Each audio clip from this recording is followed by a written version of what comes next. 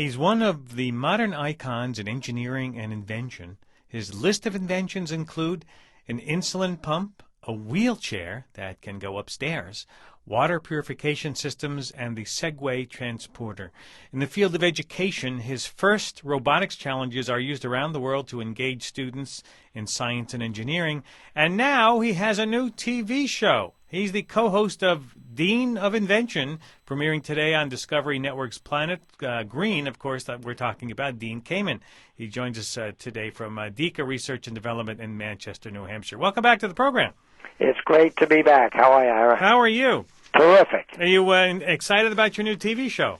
I really am. I think if we're successful in putting a human face on scientists and engineers and inventors, we're hoping that the generation of kids that now seem to be fixated on having all their role models come from the world of sports or entertainment might see that there are other options out there. Well, you were one of the few lucky people to get invited to the science fair at the White House. Tell us what that was about. That was great, and in fact, President Obama said something literally that I've been saying for years.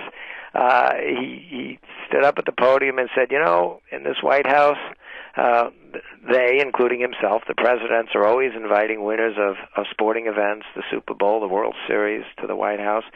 Wouldn't it be appropriate that we make a tradition out of inviting the greats among particularly kids in achieving in science and engineering and inventing to the White House to get the same kind of recognition so that all kids everywhere will see how exciting and relevant and accessible science and technology and inventing are, because I think, as you know very well, there are way more exciting careers out there for people that have developed the muscle hanging between their ears than for all the sports and entertainers combined. Mm-hmm. And the rest of the world is starting to become appropriately very competitive in math and science and engineering. So we need every kid in this country to try out for the team. If we want to have a world-class competitive workforce for the future, we need everybody participating. And of course, my passion is still first, our robotics competition, which has its kickoff this year, January 8th. And we expect to have more than 19,000 schools involved with teams this year from 56 countries.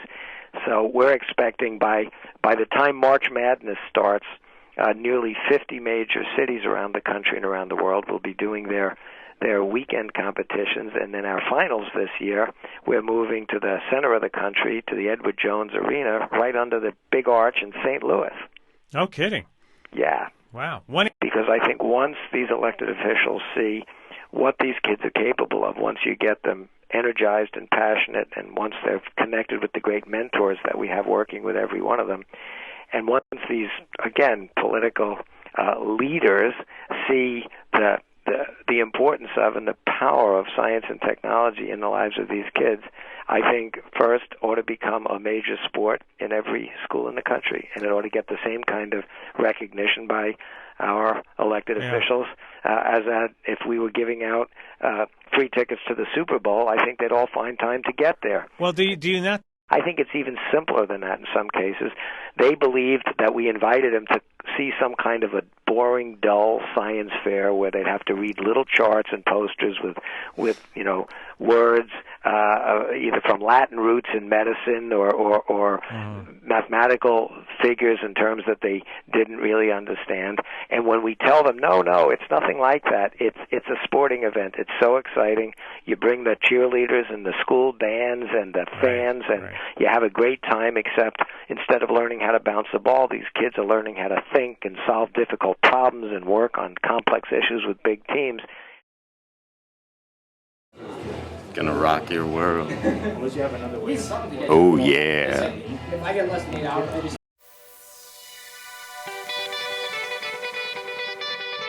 Lay. Sir. Yeah. Kane is in the building. Yeah.